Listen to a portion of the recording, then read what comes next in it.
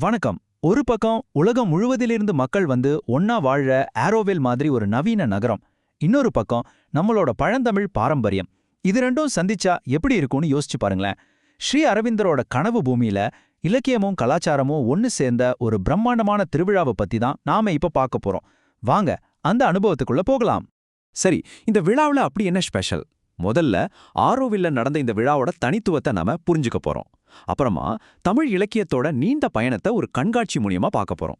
அது மட்டும் இல்ல, நேற்றைய இலக்கியத்தை நாளைய வாழ்க்கையோட எப்படி இணைக்கிறதுன்னு ஒரு கருத்தரங்கத்துல விவாதிச்சிருக்காங்க. அதையும் பார்ப்போம். கடைசியா தமிழ் புத்தாண்டு கொண்டாடத்தோட அந்த உற்சாகமும் இந்த விழாக்கு பின்னாடி இருக்கிற ஒரு பெரிய நோக்கத்தையும் தெரிஞ்சுக்கலாம். முதல்ல ஆரோவில்ல நடந்த இந்த திருவிழாவை பத்தி பார்க்கலாம். நம்ம கதை எங்க தொடங்குதுன்னா இளைஞர் கல்வி மையத்துல. இது சும்மா ஒரு பில்டிங் கிடையாதுங்க. கிட்டத்தட்ட 50 வருஷமா தமிழ் கலாச்சாரத்தோட வேர்களை பாதுகாத்து வர ஒரு முக்கியமான இடம். இங்க தான் நம்ம பாரம்பரியம் உலகத்தையே சந்திச்சது. இந்த விழா வெறுமனே ஒரு நிகழ்ச்சி மட்டும் இல்ல, இது ஒரு பெரிய முயற்சி. தமிழ்நாட்டோட செழுமையான கலை, இலக்கியம், வரலாறு எல்லாத்தையும் ஆரோவில் மாதிரி ஒரு உலகளாவிய மேடைக்கு எடுத்துட்டு போயிருக்காங்க. இங்கதான் உள்ளூர் மக்களும் வெளிநாட்டு பார்வையாளர்களும் நம்ம கலாச்சாரத்தால ஒன்னு சேர்ந்தாங்க. ஆனா ஒரு கேள்வி வருது இல்லையா? உலகம் முழுவதிலிருந்தும் மக்கள் வர்ற ஆரோவில்ல எதுக்கு ஒரு பாரம்பரிய தமிழ் விழா நடத்தணும்? அங்க அது எப்படி சரியா இருக்கும்? ஏன்னா ஆரோவிலோட நோக்கமே மனித ஒற்றுமைதான். நம்ம தமிழ் இலக்கியத்தோட மிக முக்கியமான ஒரு தத்துவம் யாதும் ஊரே யாவரும் கேளிர். அதுவும் இதே தான் சொல்லுது. பாத்தீங்களா, அந்த ரெண்டு தத்துவங்களும் எவ்வளவு அழகா இங்க ஒன்னு சேருதுன்னு. சரி, இப்ப வாங்க இந்த விழாவோட இதயத்துக்கே போலாம். அதுதான் இலக்கிய பயணம். நம்ம தமிழ் மொழி ஓலைச்சுவடியிலிருந்து ஆரம்பிச்சு இன்னைக்கு நாம படிக்கிற புத்தகம் வரைக்கும் எப்படி பயணம் செஞ்சுதுங்கிற ஒரு அற்புதமான கதைய ஒரு கண்காட்சி மூலியமா நம்ம கண் முன்னாடி கொண்டு வந்தாங்க. அந்த கண்காட்சியில ஒரு பக்கம் பாத்தீங்கன்னா பல 100 வருஷத்துக்கு முன்னாடி கையாலேயே எழுதப்பட்ட அந்த பழைய ஓலைச்சுவடிகள் பார்க்கவே ரொம்ப பழசா மெலிசா இருக்கும். இன்னொரு பக்கம் நாம இன்னைக்கு சர்வசாதாரணமா கையில வச்சிருக்கிற பழபழப்பான அச்சு புத்தகங்கள். அடேங்கப்பா, இது ரெண்டுக்கும் நடுவுல எவ்வளவு பெரிய டெக்னாலஜி வளர்ச்சி, எவ்வளவு பெரிய அறிவு புரட்சின்னு வர்றவங்க எல்லாருமே நேரடியா உணர்ந்தாங்க. இது சும்மா ஒரு கண்காட்சி இல்லைங்க, ஒரு டைம் டிராவல் மாதிரி. பார்வையாளர்கள் சங்க காலத்துல இருந்து ஆரம்பிச்சு எட்டுத்தொகை, 10 பாட்டு எல்லாம் பார்த்துட்டு அப்படியே திருக்குறள், 50 வழியா பயணம் செஞ்சு கடைசியா பாரதியாரோட நவீன இலக்கியம் வரைக்கும் வந்து சேர்ந்தாங்க.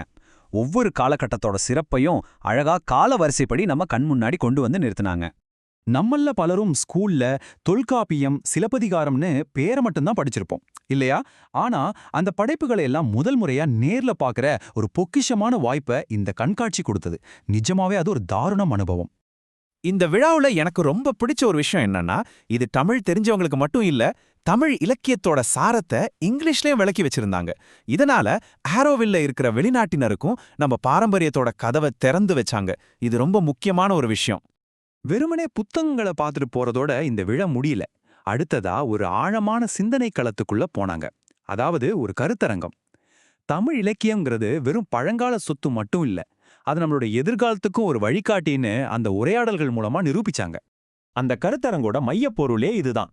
ஒவ்வொரு சாயங்காலமும் பெரிய அறிஞர்கள், கலைஞர்கள், மாணவர்கள், ஆர்வலர்கள்னு எல்லாரும் ஒன்னு கூடி இத பத்தி விவாதிச்சாங்க. அப்போ இந்த கலந்துரையாடல்களோட உண்மையான நோக்கம் என்ன தெரியுமா? நம்ம பழைய இலக்கியத்துல இருக்கிற நல்ல விஷயங்களை எடுத்து அதை இன்னைக்கு இருக்கிற நம்ம வாழ்க்கையோட பிரச்சனைகளுக்கும் நம்ம எதிர்கால கனவுகளுக்கும் எப்படி பயன்படுத்தலாம்னு யோசிக்கிறது தான். சரி, இப்ப வாங்க இந்த நிகழ்ச்சியோட ரொம்பவே உயிரோட்டமான கலகலப்பான ஒரு பகுதிக்கு போகலாம். அதுதான் ஏப்ரல் 14ஆம் தேதி நடந்த தமிழ் புத்தாண்டு கொண்டாட்டம். அந்த புத்தாண்டு நாள் கனி காணுதல்ங்கிற ஒரு அழகான சடங்கோட தொடங்குச்சு. அதாவது காலையில கண் முழிச்சதும் நல்ல மங்களகரமான பொருட்களை பார்க்கணும்.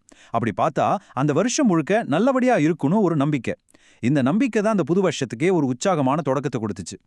அப்புறம் பாருங்க, நம்ம கலாச்சாரத்தோட அந்த வீரம், அந்த ஆற்றல், சிலம்பம், களரி, வாள்வீச்சு, கத்தி எறியறதுன்னு உள்ளூர் இளைஞர்களோட தற்காப்பு கலை நிகழ்ச்சிகள் அங்கிருந்தவங்கள மெய் சிலிர்க்க வச்சிடுச்சு.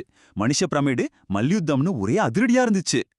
அந்த ஒரு நாள் மட்டும் அந்த இடமே ஒரு திருவிழா கோலம் பூந்துடுச்சு. ஒரு பக்கம் கலை நிகழ்ச்சிகள், பாரம்பரிய இசை, இன்னொரு பக்கம் கிராமிய நடனங்கள்னு களை கட்டுச்சு. மகளிர் குழுக்களோட கைவினைப் பொருட்கள், சுவையான உணவு, விளையாட்டுகள்னு அறிஞர்கள், கிராம மக்கள், வெளிநாட்டுக்காரங்கன்னு எல்லாரும் ஒன்னா சேர்ந்து கொண்டாடினது பார்க்கவே ரொம்ப சந்தோஷமா இருந்துச்சு. நிஜமாவே இது எல்லாருக்கும் மறக்க முடியாத ஒரு அனுபவம். சரி, இதெல்லாம் நல்லா இருக்கு. ஆனா இந்த விழாவுக்கு இவ்ளோ முக்கியத்துவம் கொடுக்கறதுக்கு காரணம் என்ன? அதுவும் இப்போ? அதுக்கு காரணம் இந்த 50ங்கிற நம்பர் தான். ஆமா, இளைஞர் கல்வி மையத்தோட 50வது பொன்விழாவையொட்டி தான் இந்த விழாவையே நடத்துறாங்க. சோ இது வெறும் கொண்டாட்டம் கிடையாது, இது ஒரு முக்கியமான மைல்கல்.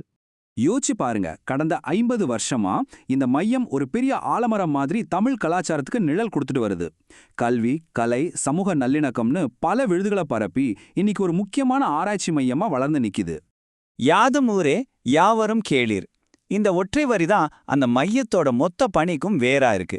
இந்த முழு விழாவுக்கும் வழிகாட்டுற ஆன்மாவும் இதுதான். இதுதான் ஆரோவில்லோட உலகமே ஒரு குடும்பம் என்கிற நோக்கத்தோடையும் கரெக்டா பொருந்துது. அப்போ கடைசியா ஒரு கேள்வி வருது. ஒரு உள்ளூர் கலாச்சாரம் இந்த குளோபல் உலகத்துல வெறும் டிக் இருக்கிறது மட்டும் இல்லாம செழிப்பா வளர முடியுமா? இந்த கேள்விக்கு ஆரோவில்ல நடந்த இந்த விழா ஒரு அருமையான பதிலை கொடுத்திருக்கு. நிச்சயமா முடியும். ஏன்னா கலாச்சாரங்கிறது மியூசியத்துல வைக்கிற ஒரு பொருள் கிடையாது. அது நம்ம கடந்த காலத்தை நம்ம எல்லாருக்குமான ஒரு பொதுவான எதிர்காலத்தோட இணைக்கிற ஒரு உயிருள்ள பாலம்.